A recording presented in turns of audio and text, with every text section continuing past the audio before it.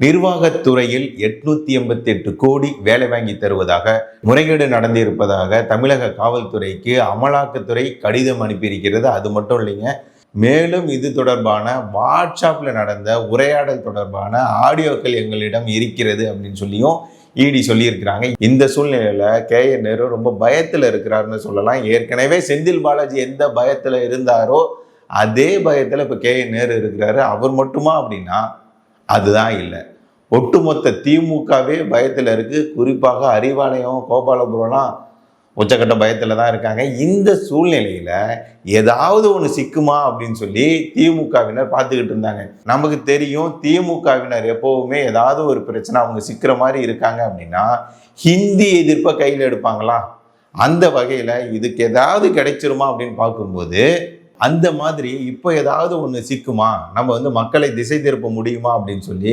திமுகவினர்லாம் வலை வீசி தேடிக்கிட்டு இருக்கும்போது ஒரு வீடியோ கிடைச்சிருக்கு. அதை ஸ்டாலின் அவர்கள் சமூக வலைதளங்களை பகிர்ந்து பல கேள்வியை கண்டனங்கள்லாம் தெரிவிச்சிருக்கிறார்கள். ஐயா, இதுக்கு நீங்கள் ஏன் தமிழக மக்கள் சார்பாக கண்டனம் தெரிவிச்சிங்கன்னு நமக்கு தோணும். இருந்தாலும் அவர் போட்ட வெளியிட்ட அந்த வீடியோவை கொஞ்சம் பாருங்களேன்.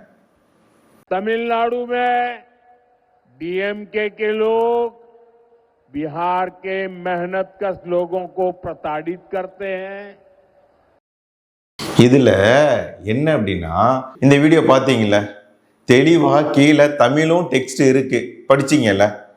திராவிட மாடல் ஆட்சியில நீங்க தமிழையாவது படிக்க கத்திருப்பீங்க அப்படின்னு சொல்லி நான் நம்புறேன். அதுல என்ன சொல்றாரு அப்படின்னா, தமிழ்நாட்டில் திமுகவினர் பீகாரை சேர்ந்த உழைக்கும் மக்களை துன்புறுத்துகின்றனர் அப்படின்னு சொல்லி அவர் பேசியிருக்கிறார். எங்கேயாவது பீகாரை சேர்ந்தவர்களை தமிழர்கள் துன்புறுத்துகின்றனர் அப்படின்னு அவர் சொல்லியிருக்காரா? இல்லை, திமுக கட்சிக்காரங்களை சொல்லியிருக்கிறாரு. ஏன் இவர் திமுகவினரை குறிப்பிட்டு சொல்லியிருக்கிறார்? தமிழர்களை சொல்லல, தமிழர்களை பற்றி பேசல. யாதும் ஊரே யாவரும் கேளீர், திரைக்கடலோடி திரவியம் தேடு, அதுதான் தமிழர்களோட கருத்து, கூற்று. இதுதான் எங்களோட பண்பாடு, கலாச்சாரம் எல்லாமே. ஆனால் திமுக தலைவர் தமிழரா அப்படின்றதே பெரிய கேள்விக்குறி.